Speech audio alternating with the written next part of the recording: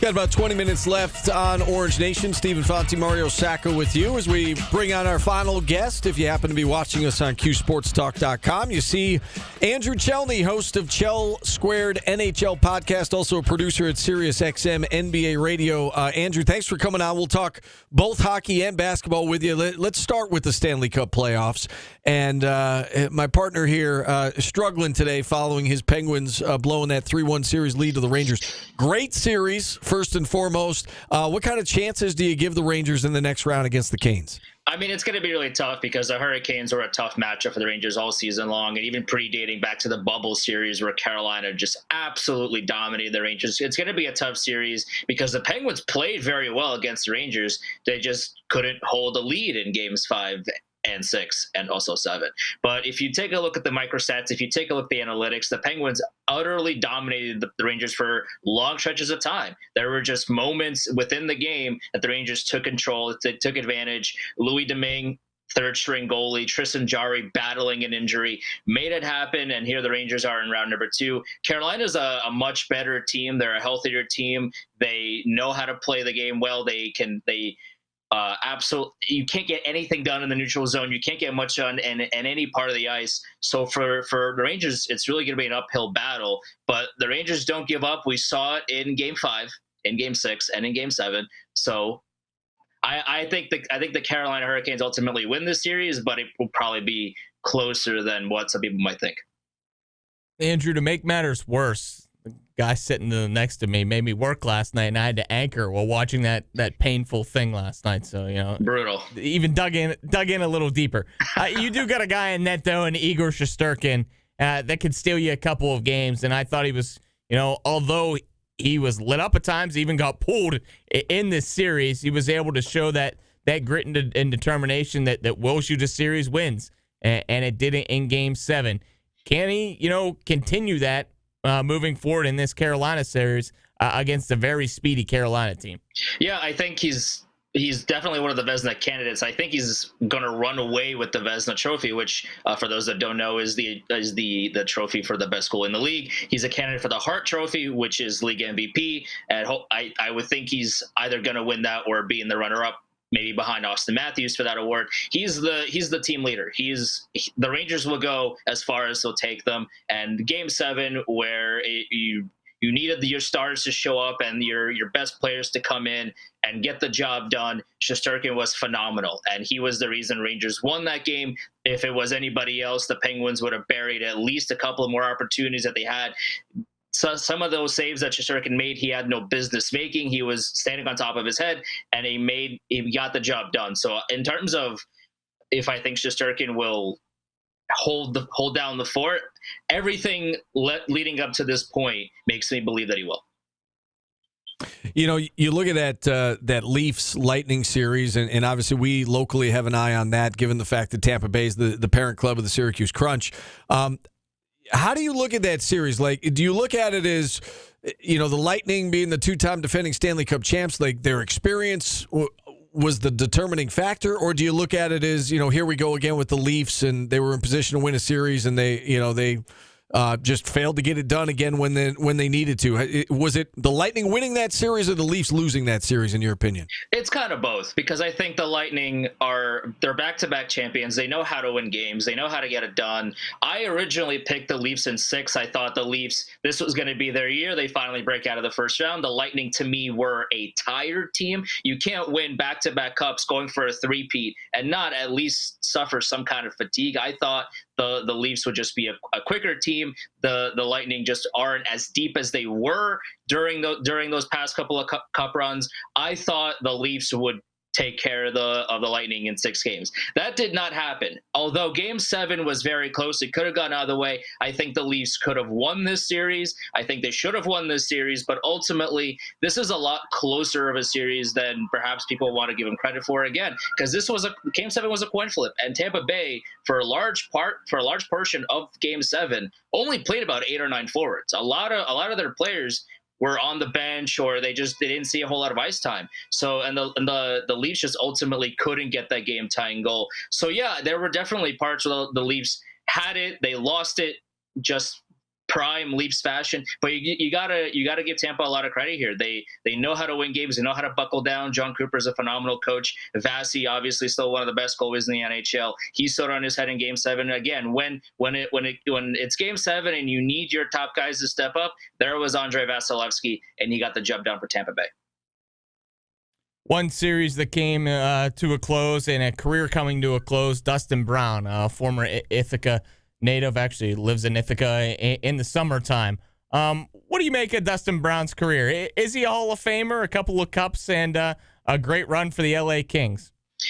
I would say he's a borderline Hall of Famer. I mean, it's definitely a great career. He has cup rings to show for it. You normally want, in terms of Hall of Fame players, maybe more of a stat sheet stuffer. But I mean, Dustin Brown was a leader for his entire career, and it's unfortunate he had to end this way. But the LA Kings won 3 games, which is not something that many people expected would happen. I thought the Oilers would come in and just dominate the Kings in every shape and form. Because if you take a look at what they did at the deadline, all they did was they added a depth defenseman. They didn't really do much. They didn't make a big splash. They didn't do anything that would suggest, okay, this is going to be a run that we're going to make, and we're expecting full runs. They just kind of said, okay, well, this is our core.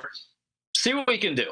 And I didn't expect them to even get 3 games against Edmonton. So the fact that they did, I mean, it goes to Dustin Brown and the rest of their leadership's capabilities. They did a great job. And Dustin Brown, hats off to a great career. He's got the rings to show for it. Is he a Hall of Famer? I mean, there's a debate for sure. But I can see the argument for either side for sure. All right, Andrew, let's switch gears. Let's talk NBA. We saw the Mavs just absolutely dismantle the Suns yesterday in Game 7, and Mario and I were talking about this at the top of the show, that nobody was giving the Mavs much of a chance in the first round when Luka was hurt, and then he comes back, they win the series. Nobody was giving Luka and the Mavs much of a chance against the top seeded Suns. They go out, they win that series. So here they go into the Warriors series. Everybody's saying the Warriors are going to win it. Do you think the Mavs can continue this run with Luka playing at such a high level, or do you think Steph and Clay are just going to be too much?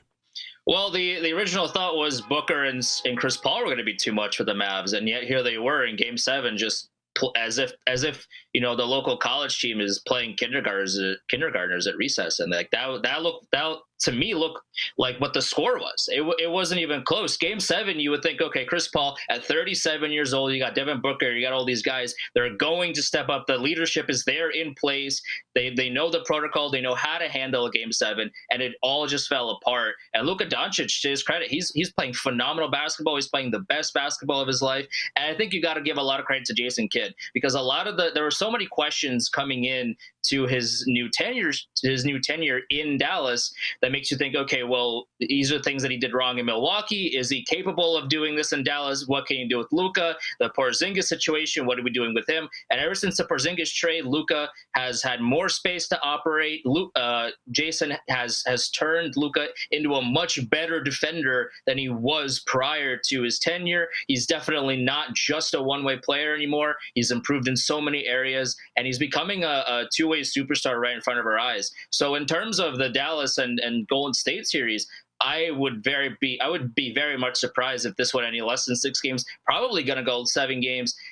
I don't know who this is. This might just be a coin flip. I mean, you have so much star power on both ends of the floor, and for Dallas, I mean, Luka is there. There's so much more that he could accomplish, and there's so much. This could very well be a here I am, and I'm going to prove to you that I can beat Chris Paul, I can beat Devin Booker, and I can beat Steph Curry.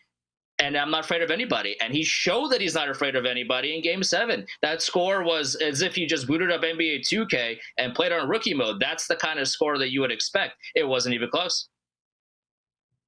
You look at the Eastern Conference, you have Miami and Boston. Is Eric Spoelstra the most underrated coach in professional sports with what he's been able to do year in and year out? It seems like they're always there. Yeah, I mean, he's one of the best coaches in the league for sure. And we had on NBA Weekend the show from 7 to 10 a.m. Eastern time on Sirius XM NBA Radio with Brian Gale, Tyler, and Coach Sam Mitchell. There's a plug. Hopefully my bosses like that.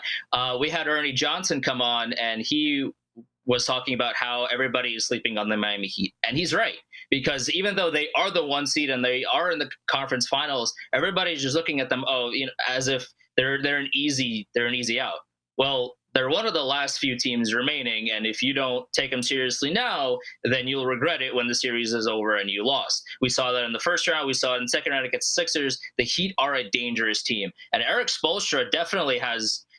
He's getting a lot of credit, and I feel like he deserves more than he's getting now. I mean, even though they are the 1 seed, and the expectation is that the 1 seed should be making it to the conference finals, the thought process was, okay, well, the Heat are going to be taken out by the Sixers. They're going to be taken out by somebody, and yet here they are in the conference finals again. So a lot of credit to Pat Riley and Erik Spoelstra and Jimmy Butler and Adebayo and all these guys that just have come into Miami and take care of business. Andrew, if Chris Middleton didn't get hurt for the Bucks, if John Morant didn't get hurt for the Grizzlies, are we talking about both of those teams being in conference finals right now, or do you think that that it would have still played out the way that it played out? You think the Celtics still were the better team in that series, and the Warriors, for that matter, against the Grizzlies? I probably would still pick the Warriors to win the series. I think it would have been a lot closer towards the tail end. I think John Morant is a phenomenal player, and we're gonna be seeing more of his talent unlocked for many years to come, sooner rather than later. I do think the Warriors ultimately would still win the series, but it probably would have been right to the very end.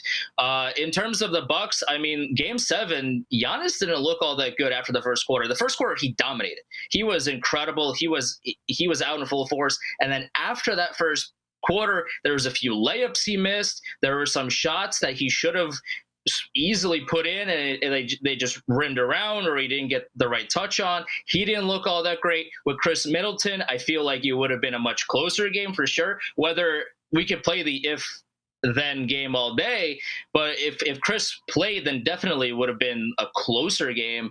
The Celtics played very well, to their credit. Their defense was phenomenal. After Marcus Smart had that last second, kerfuffle with Jrue Holiday stealing the ball and laying it in Game 6, you would think, okay, well, the Bucks are going to take this series, and yet the Celtics came in, they hammered down, and a lot of credit goes to Ime Udoka and Tatum and all those guys for figuring the Bucks out and getting this win.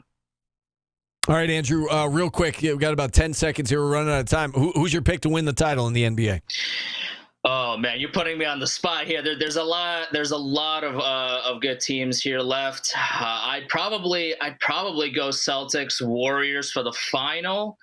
It's tough. If everybody's healthy, I might give it to Boston.